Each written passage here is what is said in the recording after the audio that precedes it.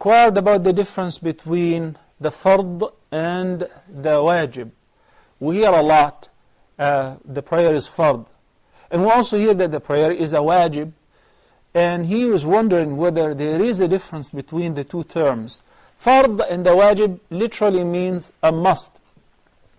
According to the linguistic origin, the fard has a different meaning, but according to the applied meaning, fard and wajib, in the sight of the vast majority of the scholars of jurisprudence of fiqh, are of an agreement that there is no difference between fard and wajib.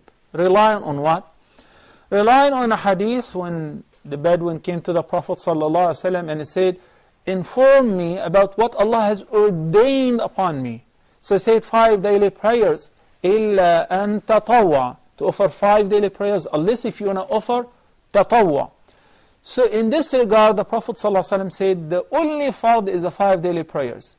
Then other than that is nafl, is voluntary, is supererogatory, which means in between there is nothing. Similarly with fasting, with zakah, with hajj, the hadith is very famous. So they said, al-ahkam al-taklifiyya, the religious legislations with regards to do's and do not do's, are only 5, which is fard, and mandub, which is the sunnah, and then the makruh, and then the haram.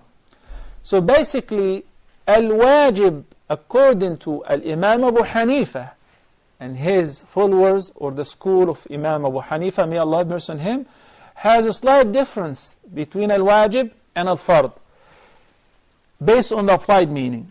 He says, for instance, al-fard is everything that has been confirmed by a certain proof, and the certain proof, in their school of thought, is what has been stated in the Quran or a sound hadith that has been narrated through a continuous testimony, which is known as al-hadith al-mutawatir.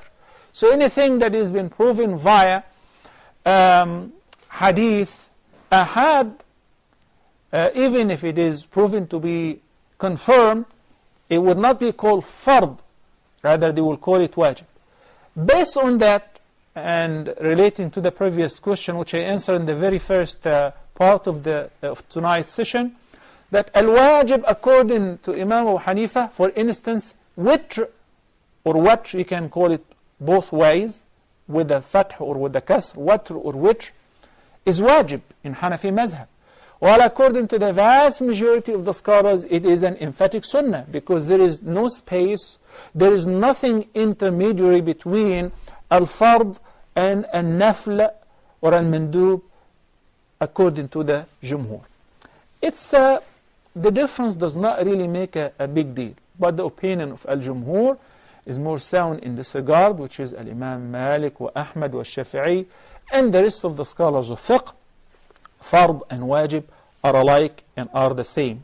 And based on that, Imam Abu Hanifa considers sadaqatul fitr, for instance, is wajib, but it is not a fard. It has not been proven by the Quran nor a hadith with a continuous testimony.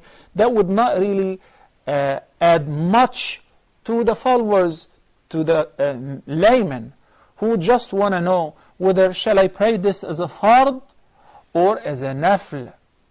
And the fard or the wajib, according to the jumhur, is every command that has been commanded by Allah in the Quran or in the sound sunnah of the Prophet ﷺ, whereupon if the Muslim fulfills it, will be rewarded for it, and if he does not fulfill it, he will be held accountable and he will be punished for it. May Allah subhanahu wa ta'ala teach us what we don't know.